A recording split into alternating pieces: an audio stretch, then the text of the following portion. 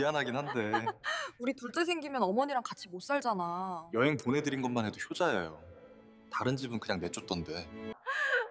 나 완전 착한 며느지. 그러게 우리가 양심적이지. 두 사람의 웃음소리가 주차장에 울렸습니다. 김순자는 오늘도 새벽 5시에 눈을 떴습니다. 창문 너머로 서울 아파트 단지의 가로등이 희미하게 빛나고 있었습니다.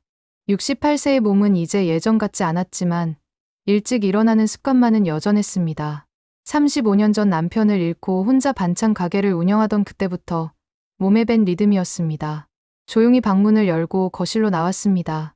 넓은 거실은 고요했습니다. 아들 민수와 며느리 지연, 그리고 5살 손주 지우는 아직 깊은 잠에 빠져 있을 시간이었습니다. 순자는 부엌으로 향했습니다.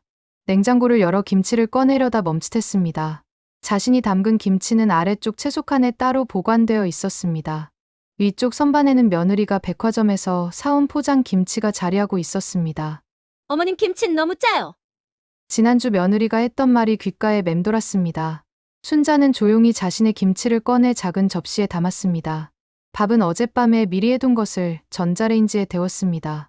국도 끓이지 않았습니다. 며느리가 싫어했기 때문입니다. 어머님이 새벽부터 부엌에서 쿵쿵거리시면 잠을 못 자요. 식탁이 아닌 부엌 구석 작은 테이블에 앉아 혼자 밥을 먹었습니다. 창밖으로 동이 트기 시작했습니다.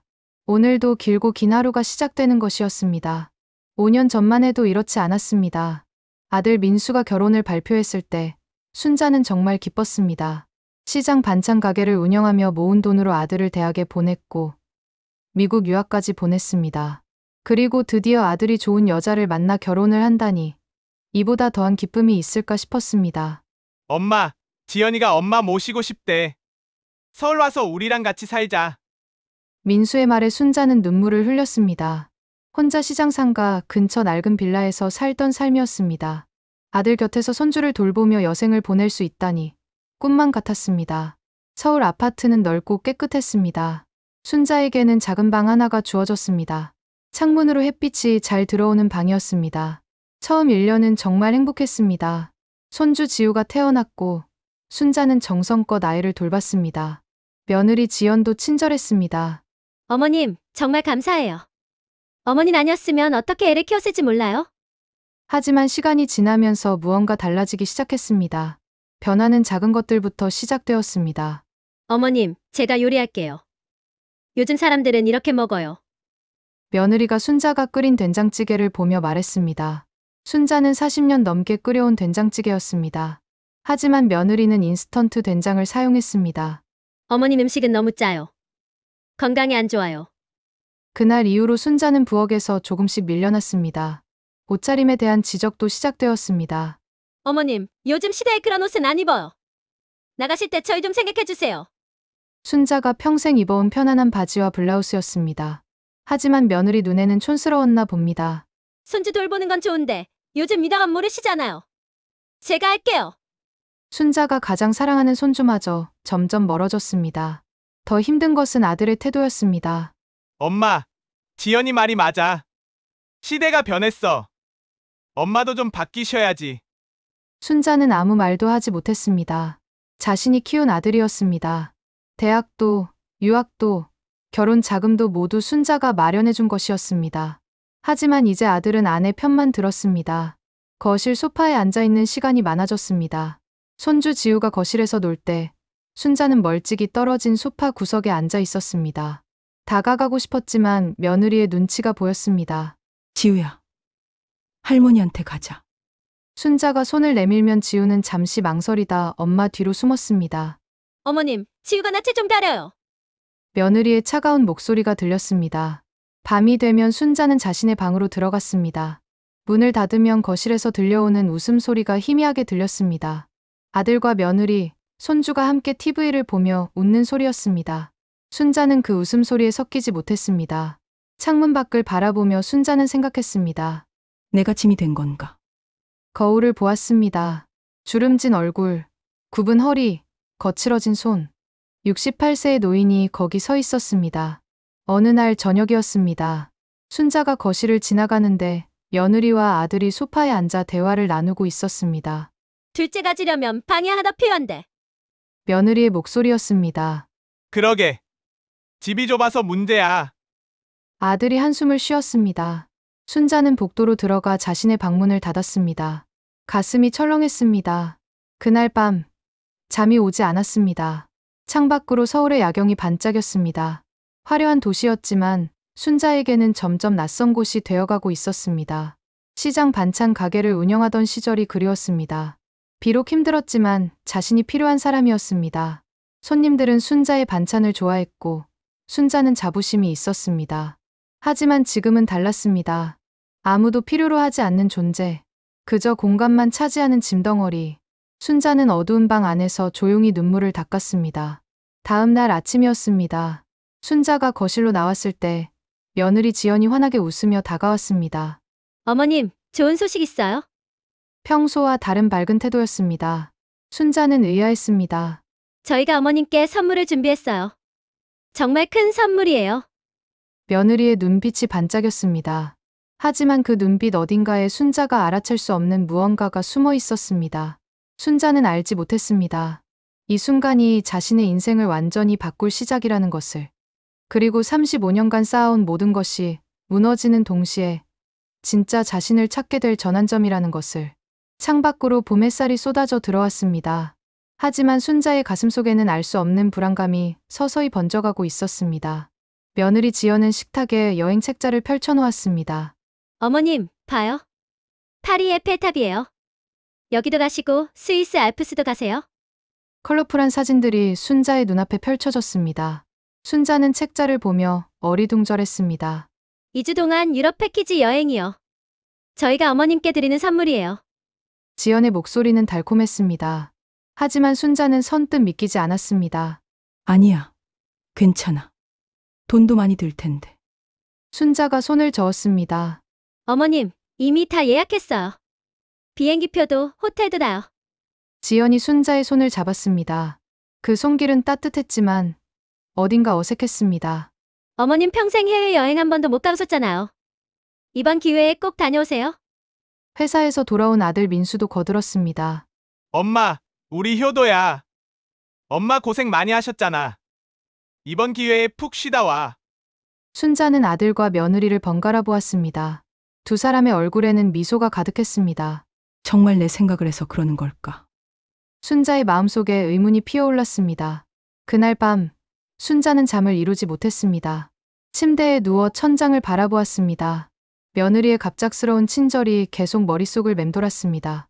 5년 동안 순자를 대하던 태도를 생각하면 이상했습니다. 음식이 짜다고 했던 며느리, 옷차림이 창피하다고 했던 며느리, 육아법을 모른다고 했던 며느리. 그런 며느리가 갑자기 2주짜리 유럽 여행을 선물한다니. 혹시 마음을 돌린 걸까? 순자는 희미한 기대를 품어보았습니다. 어쩌면 며느리가 그동안의 태도를 반성하고 진심으로 효도를 하려는 것일지도 모른다고. 창밖으로 달빛이 흘러들어왔습니다. 순자는 눈을 감았습니다. 파리의 에펠탑, 스위스의 알프스. 평생 사진으로만 보던 풍경들이 눈앞에 그려졌습니다. 한 번쯤은 가보고 싶긴 했지. 68년을 살면서 제주도조차 가보지 못한 인생이었습니다. 오직 아들 하나 키우느라 모든 것을 바쳤던 삶이었습니다. 하지만 마음 한편에는 여전히 불안감이 남아 있었습니다. 다음 날부터 준비가 시작되었습니다. 며느리는 순자를 백화점으로 데려갔습니다. 어머님, 여행 가실 때 입으실 옷 사드릴게요. 여성복 매장을 돌아다니며 지연은 옷을 골랐습니다. 평소 순자가 입던 스타일과는 전혀 다른 옷들이었습니다. 이거 입으시면 훨씬 젊어 보이세요. 지연이 옷을 순자에게 건넸습니다. 순자는 피팅룸에서 옷을 입어보았습니다. 거울 속 자신의 모습이 낯설었습니다. 어머님, 정말 잘 어울리세요. 지연이 환하게 웃었습니다. 하지만 그 미소 뒤에서 순자는 무언가를 읽을 수 없었습니다. 캐리어도 새로 샀습니다. 여행용품점에서 큰 캐리어를 골랐습니다. 어머님, 이거면 충분하실 거예요. 2주 치짐 다 들어가요. 계산을 마치고 나오는 길, 순자는 지연에게 조심스럽게 물었습니다. 지연아, 내가 없는 동안 너희는 괜찮겠니? 지우도 돌봐야 하고. 어머님, 걱정 마세요. 저희 잘할 수 있어요. 지연의 대답은 빨랐습니다. 너무 빨랐습니다.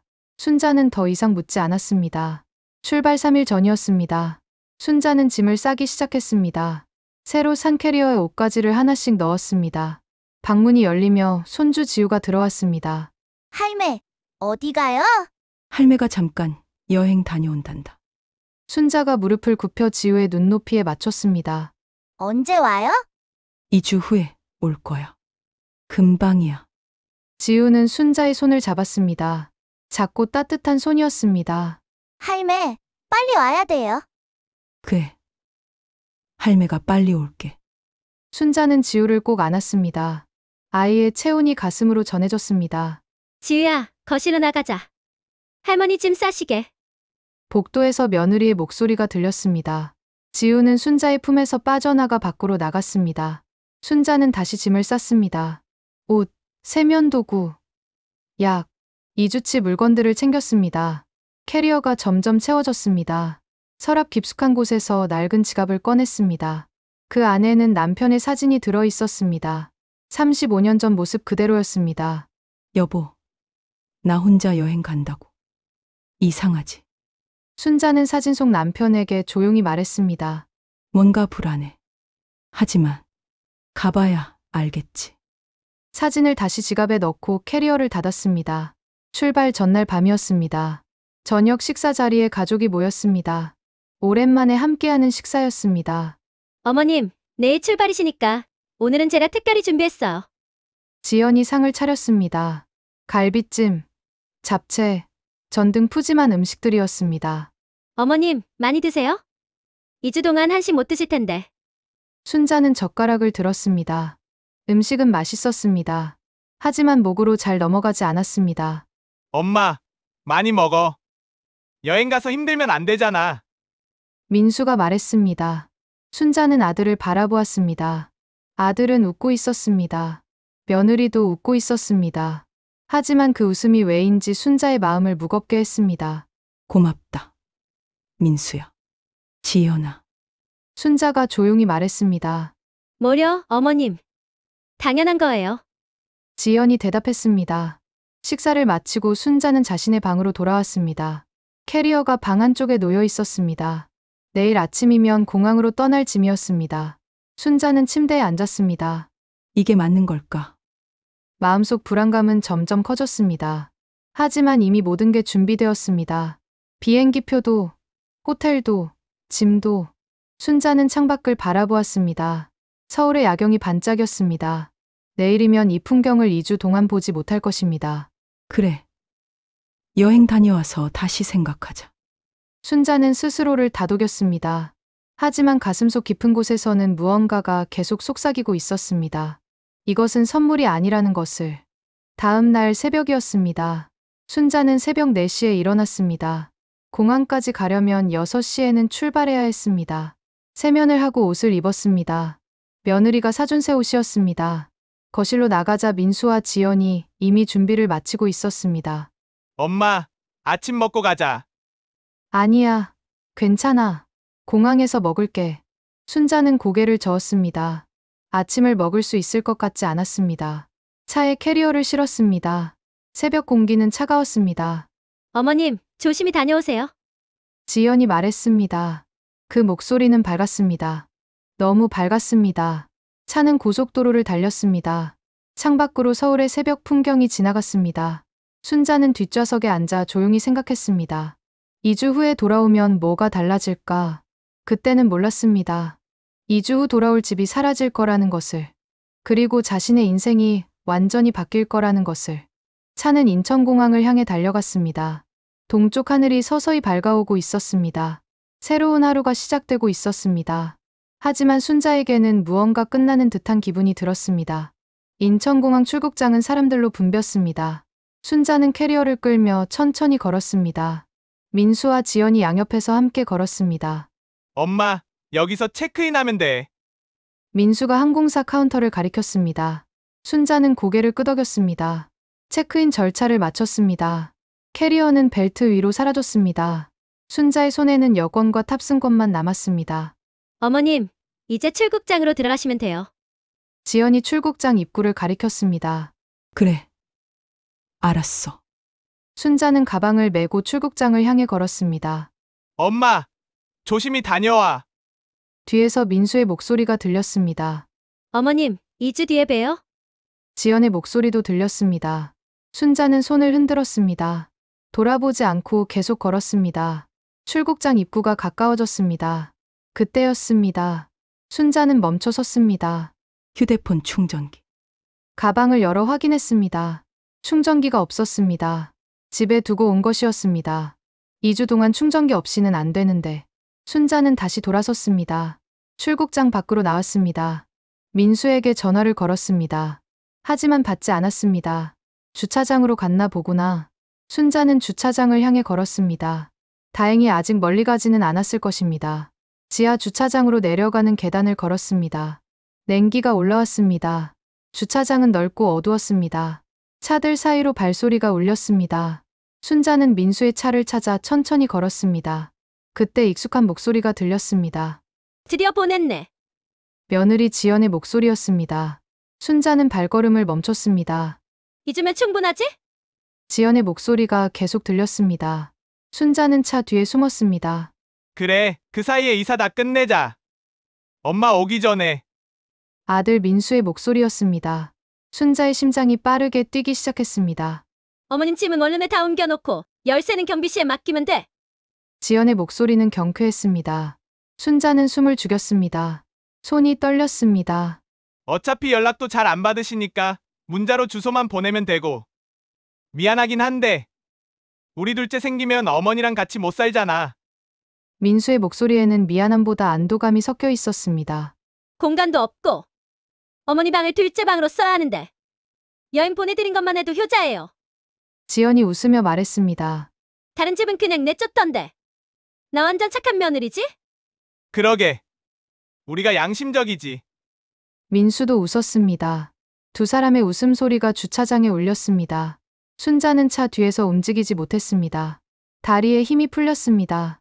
가슴이 무너져 내렸습니다. 원룸 계약은 다 됐어? 응, 보증금 500에 월세 35점. 역 근처라서 괜찮아. 어머니 통장에서 얼마 나오시는지 아니? 글쎄. 근데 뭐 반찬 가게 하셨으니까 얼마 안 될 거야. 2초연금이라도 받으시겠지. 그걸로 사시면 돼. 우리가 월세까지 내드릴 순 없잖아. 순자는 눈을 감았습니다. 눈물이 흘러내렸습니다. 차 시동 소리가 들렸습니다. 순자는 재빨리 기둥 뒤로 몸을 숨겼습니다. 민수의 차가 천천히 주차장을 빠져나갔습니다. 순자는 그 차를 바라보았습니다. 테일라이트가 점점 멀어졌습니다. 그리고 사라졌습니다. 주차장은 다시 고요해졌습니다. 순자는 기둥에 기대어 섰습니다. 몸이 떨렸습니다. 추워서가 아니었습니다. 35년. 순자는 중얼거렸습니다. 35년을 혼자 키웠는데. 남편이 세상을 떠난 날이 떠올랐습니다. 민수는 겨우 5살이었습니다. 장례식장에서 아이를 안고 울던 날. 앞으로 어떻게 살아야 할지 막막했던 날. 하지만 순자는 포기하지 않았습니다. 시장 반찬 가게를 시작했습니다. 새벽 4시에 일어나 반찬을 만들었습니다. 손님들이 하나둘 늘었습니다. 돈이 조금씩 모였습니다. 민수를 대학에 보냈습니다. 서울 좋은 대학이었습니다. 엄마, 나 미국 유학 가고 싶어. 민수의 말에 순자는 망설이지 않았습니다. 모아둔 돈을 다 털었습니다. 유학을 마치고 돌아온 민수는 좋은 회사에 취직했습니다. 엄마, 나 결혼하려고. 순자는 기뻤습니다. 결혼 자금도 마련해줬습니다. 그리고 5년. 순자가 받은 것은 원룸 보증금 500에 월세 35였습니다. 순자는 천천히 걸었습니다. 주차장을 나와 공항 로비로 향했습니다. 사람들이 분주히 오갔습니다. 여행 가방을 끄는 사람들, 환하게 웃는 사람들. 순자는 벤치에 앉았습니다. 손에 든 탑승권을 내려다보았습니다. 파리행 비행기표였습니다. 2주 일정이었습니다. 이대로 갈까? 순자는 생각했습니다. 모른 척하고 여행 다녀올까? 하지만 돌아와서 뭐가 남을까요? 원룸 주소가 적힌 문자 한 통, 빈 방, 그리고 혼자. 순자는 탑승권을 가방에 넣었습니다. 가지 않기로 했습니다. 출국장으로 들어간 척하고 숨어서 아들 부부가 완전히 떠나는 걸 확인했습니다. 그리고 다시 공항 로비로 나왔습니다. 벤치에 앉아 순자는 휴대폰을 꺼냈습니다. 전화번호부를 열었습니다. 김 변호사. 20년 전 남편이 남긴 상가 건물 문제로 상담받았던 변호사였습니다. 순자는 번호를 눌렀습니다. 신호음이 울렸습니다. 여보세요? 차분한 목소리가 들렸습니다. 여보세요. 김 변호사님, 저 김순자입니다. 순자의 목소리는 떨렸지만 또렷했습니다. 아, 김순자 씨. 오랜만입니다. 무슨 일이시죠? 상담건으로 연락드려요. 순자는 주위를 둘러보았습니다. 공항 로비는 여전히 사람들로 붐볐습니다. 유언장 작성하고 싶습니다. 전화 너머로 잠시 침묵이 흘렀습니다. 유언장이요. 갑자기 무슨... 네. 급합니다. 오늘 당장 만날 수 있을까요? 순자의 목소리는 단호했습니다. 오늘이요. 오후 3시는 어떠신가요? 좋습니다. 사무실로 찾아뵙겠습니다. 전화를 끊었습니다. 순자는 가방에서 낡은 통장을 꺼냈습니다. 20년 전 남편이 남긴 상가 건물에 임대료가 들어오는 통장이었습니다. 매달 800만 원, 15년간 한 푼도 쓰지 않고 모았습니다. 아들에게 주려고, 손주 교육비로 쓰라고. 순자는 통장을 펼쳤습니다. 잔액 14억 7천만 원. 상가 건물 시세는 50억이 넘었습니다. 아들은 이 사실을 몰랐습니다. 며느리도 몰랐습니다. 순자는 일부러 말하지 않았습니다. 아들이 자립하기를 바랐기 때문입니다. 하지만 이제 달랐습니다. 자격이 없구나. 순자는 통장을 가방에 넣었습니다. 공항 밖으로 나갔습니다. 차가운 바람이 얼굴을 스쳤습니다. 택시를 잡아탔습니다. 어디로 모실까요? 서울 시내로 가주세요. 법무법인으로요. 택시가 출발했습니다. 창밖으로 공항이 멀어졌습니다. 순자는 뒤돌아보지 않았습니다. 차 안에서 순자는 생각했습니다. 35년간 쌓아온 것들. 새벽에 일어나 반찬을 만들던 날들. 아들 학비를 마련하려 밤늦게까지 일하던 날들. 유학 보내고 혼자 빈집에서 울던 날들. 그 모든 것이 원룸 보증금 500 월세 35로 정리되는 것이었습니다. 아니야. 순자는 고개를 저었습니다. 이렇게 끝낼 순 없어. 가슴속에서 무언가가 타올랐습니다. 분노도 아니었습니다. 슬픔도 아니었습니다. 그것은 자존심이었습니다. 68년을 살아온 한 사람으로서의 자존심. 내 인생은 내가 정리한다. 택시는 고속도로를 달렸습니다. 서울이 점점 가까워졌습니다. 순자는 창밖을 바라보았습니다. 하늘은 맑았습니다. 새로운 시작을 알리는 듯한 푸른 하늘이었습니다. 순자의 눈빛이 달라졌습니다. 더 이상 짐덩어리가 아니었습니다. 자신의 운명을 스스로 결정하는 한 사람이었습니다. 택시는 계속 달렸습니다. 그리고 순자의 새로운 인생도 천천히 시작되고 있었습니다. 법무법인은 강남 한복판에 있었습니다. 순자는 유리문을 밀고 들어갔습니다. 깔끔한 로비, 가죽 소파, 은은한 조명, 낯선 공간이었습니다. 김순자 씨 맞으신가요? 젊은 직원이 다가왔습니다. 네. 맞습니다. 변호사님께서 기다리고 계십니다. 이쪽으로 오세요. 복도를 따라 걸었습니다. 구두 소리만 조용히 울렸습니다. 상담실 문이 열렸습니다. 어서 오세요. 김순자 씨. 김 변호사가 일어나 악수를 청했습니다. 50대 중반의 차분한 인상이었습니다. 앉으세요. 유언장 작성하신다고요? 순자는 의자에 앉았습니다. 가방에서 통장과 서류를 꺼냈습니다. 네. 오늘 당장 처리하고 싶습니다. 김 변호사는 서류를 살펴보았습니다. 상가 건물 등기부 등본, 통장 사본, 임대차 계약서. 건물 시세가 50억 정도 되겠군요. 변호사의 눈빛이 진지해졌습니다. 그리고 이 통장은 14억 7천? 15년간 모은 돈입니다. 임대료를 한 푼도 안 쓰고요. 순자의 목소리는 담담했습니다. 합계 65억 정도 되는 재산입니다. 이 모든 걸 유언장으로 정리하시겠다는 건가요? 네. 그럼 상속인은 아드님이시겠죠? 김 변호사가 펜을 들었습니다. 순자는 고개를 저었습니다. 아닙니다. 변호사가 고개를 들었습니다. 제 재산은 전액 독거노인 지원 재단에 기부하겠습니다. 상담실에 침묵이 흘렀습니다. 독거노인 지원 재단이요? 김 변호사가 조심스럽게 물었습니다. 네. 혼자 사시는 어르신들을 위한 재단이에요. 하지만 아드님이 계시지 않습니까? 혹시 아드님과... 네. 문제가 있습니다. 순자는 창밖을 바라보았습니다. 오늘 아침 일입니다. 저를 유럽 여행 보낸 건 효도가 아니었습니다. 순자는 공항에서 들은 대화를 천천히 들려주었습니다. 원룸 계약, 이사, 둘째 방, 그리고 며느리의 웃음소리. 김 변호사는 말없이 들었습니다. 35년을 키웠습니다. 혼자서요. 순자의 목소리가 조금 떨렸습니다. 대학도, 유학도, 결혼도 다 제가 했습니다. 하지만 돌아온 건 월세 35만 원짜리 원룸이었군요. 김 변호사가 조용히 말했습니다. 순자는 고개를 끄덕였습니다. 그래서 결정했습니다. 제 재산은 저를 진짜 필요로 하는 곳에 쓰겠다고요. 김 변호사는 잠시 생각에 잠겼습니다.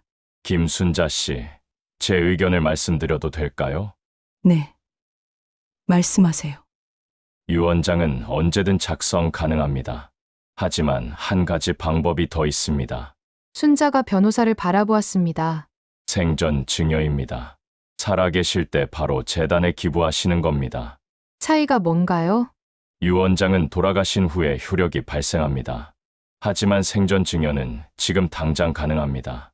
김 변호사가 설명을 이었습니다. 그리고 재단 이사로 등록하실 수도 있습니다. 직접 운영에 참여하시는 거죠. 순자의 눈빛이 달라졌습니다. 그럼 제가 직접 재단을 만들 수도 있나요? 물론입니다. 김순자 독거노인 지원 재단 같은 이름으로요. 얼마나 걸리나요? 서류 준비에 2주 정도 걸립니다. 하지만 유언장은 오늘 바로 작성 가능합니다. 순자는 고민했습니다. 2가지 다 하겠습니다.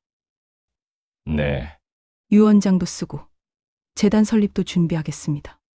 순자의 목소리는 단호했습니다. 그날 오후 내내 서류 작업이 진행되었습니다. 유언장 초안을 작성했습니다. 제1조. 본인 김순자는 정신이 온전한 상태에서 본 유언장을 작성한다. 순자는 한 글자 한 글자 읽으며 확인했습니다. 제3조. 본인의 전 재산은 독거노인 지원을 목적으로 하는 사회복지법인에 기부한다. 여기 서명하시면 됩니다. 순자는 펜을 들었습니다. 손이 떨렸습니다. 하지만 멈추지 않았습니다. 김순자. 서명을 마쳤습니다. 35년의 헌신이 한 줄의 글씨로 정리되는 순간이었습니다. 공증은 내일 아침에 하시면 됩니다. 감사합니다. 순자는 유언장 사본을 받았습니다. 법무법인을 나왔습니다. 해가 기울고 있었습니다. 강남 거리는 여전히 분주했습니다. 순자는 카페에 들어갔습니다. 커피 한 잔을 주문하고 창가 자리에 앉았습니다. 휴대폰을 꺼냈습니다. 민수에게서 온 메시지가 있었습니다. 엄마, 잘 도착하셨어요? 연락 주세요. 순자는 답장하지 않았습니다. 지연에게서도 메시지가 왔습니다. 어머님, 파리 날씨 어때요? 사진 보내주세요. 밝은 이모티콘까지 달려 있었습니다. 순자는 휴대폰을 내려놓았습니다. 2주. 아들 부부는 2주가 있다고 생각했습니다. 순자가 유럽에서 여행하는 동안 모든 걸 정리할 시간이라고 생각했습니다. 하지만 순자에게도 2주가 있었습니다. 반격을 준비할 시간. 다음 날부터 순자는 바쁘게 움직였습니다. 공증사무소에서 유언장 공증을 마쳤습니다. 부동산 중개소에서 원룸을 알아봤습니다. 역 근처에 깨끗한 곳으로 보여드릴게요. 중개인이 여러 매물을 보여줬습니다. 순자는 조용한 빌라, 2층 원룸을 골랐습니다. 보증금 1,000에 월세 50만 원. 계약하겠습니다. 언제부터 입주하실 건가요? 2주 후요. 계약서에 서명했습니다. 이제 순자에게도 갈 곳이 생겼습니다. 아들이 구한 원룸이 아닌 자신이 선택한 공간. 5일째 되는 날이었습니다. 순자는 작은 카페에서 노트북을 펼쳤습니다. 독거노인 지원 재단에 대해 검색했습니다. 전국에 여러 재단이 있었습니다. 식사 지원, 말버 서비스, 의료 지원. 순자는 한참 동안 화면을 바라보았습니다. 나처럼 버려진 사람들이 많겠지. 자식에게 모든 걸 주고도 혼자 남겨진 노인들. 순자는 더 이상 혼자가 아니었습니다. 같은 아픔을 가진 사람들과 함께할 것이었습니다. 김 변호사에게 전화했습니다. 재단 설립 서류는 어떻게 되고 있나요? 순조롭게 진행 중입니다. 일주일 후면 완료됩니다. 감사합니다. 10일째 되는 날이었습니다. 순자는 미용실에 갔습니다. 어떻게 해드릴까요? 파마해주세요. 단정하게요. 거울 속 자신을 바라보았습니다. 지난 5년간 자신을 돌보지 못했습니다. 며느리 눈치를 보며 옷도 제대로 못 입었습니다. 하지만 이제 달랐습니다. 파마가 끝났습니다. 머리가 부드럽게 말려 올라갔습니다. 잘 어울리세요. 미용사가 웃으며 말했습니다. 순자도 미소 지었습니다. 오랜만에 미소였습니다. 백화점에서 옷을 샀습니다. 며느리가 골라준 옷이 아닌 자신이 고른 옷. 차분한 베이지색 재킷, 깔끔한 검정 바지. 거울 앞에 섰습니다. 68세 김순자가 아니었습니다. 새로운 인생을 시작하는 한 여성이었습니다. 13일째 되는 날이었습니다. 김 변호사에게서 연락이 왔습니다. 모든 준비가 끝났습니다. 내일 최종 서명하러 오시면 됩니다. 알겠습니다. 다음 날 아침, 순자는 법무법인을 찾았습니다. 서류 뭉치가 테이블 위에 놓여 있었습니다. 재산 기부 동의서입니다. 여기 서명하시면 모든 절차가 완료됩니다. 순자는 망설임 없이 서명했습니다. 그리고 이건 아드님께 보낼 통지서입니다. 부탁드립니다. 김 변호사는 고개를 끄덕였습니다. 마지막으로 이건 아드님께 직접 전하실 편지입니다. 순자는 편지지를 받았습니다. 카페에 앉아 순자는 펜을 들었습니다. 민수야. 첫 줄을 쓰는데 손이 떨렸습니다. 하지만 멈추지 않았습니다. 공항에서 너희 대화를 다 들었다. 2주짜리 효도 여행이 아니라 나를 버리기 위한 시간이었구나. 한 줄 한 줄 써 내려갔습니다. 시장 상가 건물 50억. 모아둔 현금 15억. 너에게 주려고 평생 아꼈지만 이젠 자격이 없구나. 편지를 쓰면서 눈물이 났습니다. 하지만 닦지 않았습니다. 엄마가 짐이었다면 이제 짐은 치웠으니 너희끼리 행복하게 살 거라. 마지막 줄을 썼습니다. 엄마가. 편지를 봉투에 넣었습니다. 14일째 되는 날이었습니다. 내일이면 아들 부부는 순자가 돌아온다고 생각할 것입니다. 하지만 순자는 돌아가지 않을 것입니다. 대신 편지가 도착할 것입니다. 그리고 진실이 밝혀질 것입니다. 순자는 창밖을 바라보았습니다. 봄 햇살이 따스했습니다. 새로운 시작을 알리는 빛이었습니다. 15일째 아침이었습니다. 순자는 새 원룸에서 눈을 떴습니다. 작지만 깨끗한 공간이었습니다. 창문을 열자 아침 공기가 들어왔습니다. 신선했습니다. 커피를 내렸습니다. 작은 식탁에 앉아 천천히 마셨습니다. 누구의 눈치도 보지 않는 아침이었습니다. 휴대폰이 울렸습니다. 김 변호사였습니다. 등기 우편 2통, 오늘 아침에 배달됩니다. 알겠습니다. 그리고 아드님께서 연락 오실 겁니다. 준비되셨죠? 네. 괜찮습니다. 전화를 끊었습니다. 순자는 창밖을 바라보았습니다. 오늘이 마지막 날이었습니다. 같은 시각, 아들 민수의 집이었습니다. 거실은 깔끔하게 정리되어 있었습니다. 순자의 방은 이미 둘째 방으로 바뀌어 있었습니다. 유아용 침대가 놓였고 벽지도 새로 발랐습니다. 오늘 엄마 오신 날이지? 지연이 민수에게 물었습니다. 응. 저녁 비행기로 오신대. 문자는 보냈어? 응. 잘 다녀오셨어요? 주소 문자로 보내드렸어요. 라고. 지연이 웃었습니다.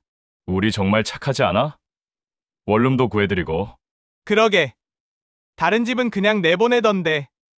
민수도 가볍게 웃었습니다. 초인종이 울렸습니다. 등기 우편입니다. 민수는 문을 열었습니다. 우편 배달원이 2통의 등기 우편을 건넸습니다. 여기 서명해 주세요. 서명을 하고 우편물을 받았습니다. 하나는 법무법인에서 온 것이었습니다. 다른 하나는 개인 편지였습니다. 뭐야 이거? 민수는 법무법인 우편물을 먼저 뜯었습니다. 통지서. 큰 글씨가 눈에 들어왔습니다. 귀하의 어머니 김순자 씨는 본인 명의 부동산 및 전 재산을 사회복지법인에 기부하기로 유언장을 작성하셨음을 통지합니다. 민수는 다시 읽었습니다. 뭐라고? 손이 떨렸습니다. 당신 무슨 내용이야? 지연이 다가왔습니다. 민수는 말없이 통지서를 건넸습니다. 지연이 읽기 시작했습니다. 얼굴이 점점 창백해졌습니다. 부동산, 전 재산. 어머님이 무슨 재산이. 민수는 다른 편지를 뜯었습니다. 어머니의 손편지였습니다. 민수야. 어머니의 글씨였습니다. 조금 떨린 글씨였습니다. 공항에서 너희 대화를 다 들었다. 민수의 손이 멈췄습니다. 2주짜리 효도 여행이 아니라 나를 버리기 위한 시간이었구나. 가슴이 철렁 내려앉았습니다. 나는 여행 안 갔다. 2주 동안 변호사와 상담하며 내 인생 정리를 했단다. 민수는 계속 읽었습니다. 손이 심하게 떨렸습니다. 시장 상가 건물 50억. 모아둔 현금 15억. 50억? 민수의 목소리가 갈라졌습니다. 너에게 주려고 평생 아꼈지만 이젠 자격이 없구나. 전액 독거노인 지원 재단에 기부했다. 편지가 손에서 떨어졌습니다. 민수는 그 자리에 주저앉았습니다. 15억? 상가 건물은 또 뭐야? 지연이 편지를 집어들었습니다. 빠르게 읽어 내려갔습니다. 당신 어머니가 그런 돈이 있었어요. 지연의 목소리는 날카로웠습니다. 민수는 대답하지 못했습니다. 어머니가 시장에서 반찬 가게를 했다는 것만 알았습니다. 상가 건물이 있다는 것도, 매달 임대료가 들어온다는 것도, 15년간 14억을 모았다는 것도 아무것도 몰랐습니다. 당신 지금 가만히 있을 때야? 어머니 찾아야지. 지연이 소리쳤습니다. 민수는 휴대폰을 집어들었습니다. 어머니에게 전화를 걸었습니다. 신호음만 울렸습니다. 받지 않았습니다. 다시 걸었습니다. 또 받지 않았습니다. 문자로 보낸 원룸 주소. 거기 가봐. 두 사람은 급히 집을 나섰습니다. 원룸은 역 근처 낡은 건물이었습니다. 민수와 지연은 숨을 헐떡이며 계단을 올라갔습니다. 여기야. 문을 두드렸습니다. 엄마! 엄마! 대답이 없었습니다. 옆집 문이 열렸습니다. 누구 찾으세요? 여기 김순자 씨 사시는 거 아닌가요? 아, 할머니요. 그분 이사 가셨는데요. 네? 언제요? 3일 전이요. 짐 싸서 나가시더라고요. 민수는 벽에 기댔습니다. 집주인 전화번호 좀 알 수 있을까요? 잠시만요. 집주인에게 전화를 걸었습니다. 네. 김순자 씨 전세금 돌려드렸어요. 이사 간다고 하시더라고요. 어디로 가셨는지 아세요? 그건 모르겠는데요. 죄송합니다. 전화가 끊겼습니다. 다음 날 민수는 법무법인을 찾아갔습니다. 어머니 어디 계신지 알려주세요. 김 변호사는 차분하게 대답했습니다. 죄송하지만 의뢰인의 개인정보는 알려드릴 수 없습니다. 제발요. 제가 어머니 아들이에요. 알고 있습니다. 하지만 김순자 씨께서 직접 연락처를 알리지 말라고 하셨습니다. 재산 기부는요? 취소할 수 있나요? 김 변호사는 고개를 저었습니다. 이미 모든 서류가 완료됐습니다. 재산은 합법적으로 기부 처리됐습니다. 법적으로 문제 삼을 수는 없나요? 김순자 씨는 정신이 온전한 상태에서 자발적으로 결정하셨습니다. 법적으로 아무 문제 없습니다. 민수는 무너져 내렸습니다. 일주일이 지났습니다. 민수는 어머니를 찾아 헤맸습니다. 시장 근처, 옛날 집 근처, 아는 사람들에게 연락했습니다. 아무도 몰랐습니다. 지연과의 사이도 나빠졌습니다. 당신이 어머니 돌릴 일 잘했어야지. 당신도 여행 보내자고 했잖아. 집 안은 차가워졌습니다. 민수는 매일 밤 어머니의 편지를 읽었습니다. 35년간 내가 뭘 한 거지. 어머니가 혼자 아버지 장례를 치른 날, 시장에서 새벽부터 밤까지 일하시던 모습, 자신의 대학 등록금을 마련하려 밤늦게까지 반찬을 만들던 손, 유학 보내줄 때 공부 열심히 해라던 목소리, 모든 것이 떠올랐습니다. 2주가 지난 어느 날이었습니다. 민수는 회사에서 점심시간이었습니다. 회사 밖으로 나오는데 익숙한 모습이 보였습니다. 엄마! 순자였습니다. 단정한 옷차림에 파마한 머리, 그리고 당당한 모습. 민수야. 순자가 조용히 말했습니다. 너 점심 먹었니? 민수는 달려가 어머니를 붙잡았습니다. 엄마 어디 있었어? 제발 용서해줘. 내가 미쳤었어. 눈물이 쏟아졌습니다. 순자는 조용히 아들의 손을 풀었습니다. 용서는 무슨? 순자의 목소리는 담담했습니다. 나 이제 독거노인 지원 재단에서 자원봉사하면서 살기로 했어. 엄마! 내 돈으로 만든 재단이니까 거기 작은 사무실 하나 얻었단다. 순자는 미소 지었습니다. 평화로운 미소였습니다. 엄마! 그럼 그 돈은 상가 건물은? 민수의 목소리는 절박했습니다. 다 기부했어. 너희 줄 돈 없어. 순자는 단호하게 말했습니다. 나 이제 내 인생 살 거야.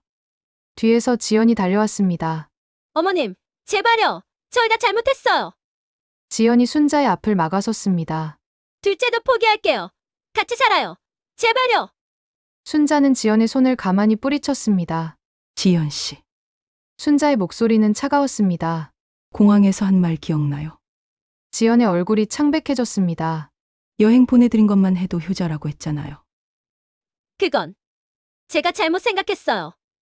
맞아요. 그 여행 덕분에 내 인생의 진짜 여행을 시작하게 됐으니까요. 순자는 아들을 바라보았습니다. 그리고 민수야. 엄마! 엄마는 이제 짐덩어리가 아니라 자유야. 순자는 돌아섰습니다. 엄마! 가지 마! 민수가 소리쳤습니다. 순자는 걸음을 멈추지 않았습니다. 엄마! 미안해! 정말 미안해! 민수와 지연의 통곡 소리가 거리에 울렸습니다. 하지만 순자는 돌아보지 않았습니다. 골목을 돌아 사라졌습니다. 순자는 버스 정류장에 섰습니다. 가방에서 명함을 꺼냈습니다. 김순자 독거노인 지원재단 이사 김순자. 자신의 이름이 박힌 명함이었습니다. 버스가 왔습니다. 순자는 버스에 올랐습니다. 창밖으로 거리가 지나갔습니다. 재단 사무실로 향하는 길이었습니다. 오늘 오후에는 독거노인 댁을 방문할 예정이었습니다. 식사 지원 봉사였습니다. 순자는 창밖을 바라보았습니다. 봄 햇살이 따사로웠습니다. 68년을 살면서 처음으로 자신을 위한 삶을 시작하는 것이었습니다. 가슴이 두근거렸습니다. 두려움이 아니었습니다. 설렘이었습니다. 재단 사무실에 도착했습니다. 김순자 이사님 오셨어요? 젊은 직원이 반갑게 맞았습니다. 네. 오늘 방문할 곳 준비됐나요? 네. 이분 댁이에요. 85세 할머니신데 혼자 사세요. 순자는 서류를 받아보았습니다. 자신과 비슷한 이야기였습니다. 자식에게 모든 걸 주고 혼자 남겨진 노인. 다녀오겠습니다. 순자는 도시락을 들고 밖으로 나갔습니다. 저녁이었습니다. 순자는 작은 원룸으로 돌아왔습니다. 피곤했지만 마음은 가벼웠습니다. 오늘 만난 할머니가 고마워하던 얼굴이 떠올랐습니다. 또 와주실 거지요? 네. 다음 주에 또 올게요. 그 약속이 순자를 기쁘게 했습니다. 창문을 열었습니다. 밤 공기가 시원했습니다. 하늘의 별이 빛났습니다. 순자는 별을 바라보며 생각했습니다. 여보, 나 이제 괜찮아. 남편에게 말하는 것 같았습니다. 35년 동안 잘 키웠어. 비록 결과는 이렇게 됐지만 이제 나도 내 길을 가볼게. 바람이 불었습니다. 남편의 대답 같았습니다. 순자는 미소 지었습니다. 며칠 후였습니다. 재단 사무실로 편지 한 통이 도착했습니다. 발신인은 민수였습니다. 순자는 한참을 망설이다 편지를 열었습니다. 엄마. 매일 후회합니다. 엄마가 얼마나 힘들게 나를 키웠는지. 나는 그걸 당연하게 여겼습니다. 용서를 구하지 않겠습니다. 그럴 자격이 없으니까요. 다만 한 가지만 알아주세요. 엄마를 사랑합니다. 늦었지만 이제라도 알게 되었습니다. 건강하세요. 민수. 순자는 편지를 접었습니다. 눈물이 났습니다. 하지만 마음은 흔들리지 않았습니다. 순자는 편지를 서랍에 넣었습니다. 답장은 쓰지 않았습니다. 아직은 아니었습니다. 언젠가는 답장할 날이 올지도 모릅니다. 하지만 지금은 자신의 길을 가야 할 때였습니다. 봄이 깊어갔습니다. 순자는 매일 재단에서 봉사했습니다. 독거노인들을 만나고 식사를 나누고 이야기를 들었습니다. 사람들은 순자를 좋아했습니다. 김 이사님이 오시면 힘이 나요. 다음에 또 오시는 거 맞죠? 순자는 약속을 지켰습니다. 매주 방문했습니다. 도시락을 나눴습니다. 그리고 무엇보다 마음을 나눴습니다. 순자는 더 이상 짐이 아니었습니다. 누군가에게 필요한 사람이었습니다. 자신의 선택으로 자신의 길을 걷는 사람이었습니다. 68세에 찾은 자유, 68세에 시작한 인생. 순자는 매일 아침 거울을 보며 미소 지었습니다. 오늘도 좋은 하루야. 그렇게 순자의 진짜 인생이 시작되었습니다.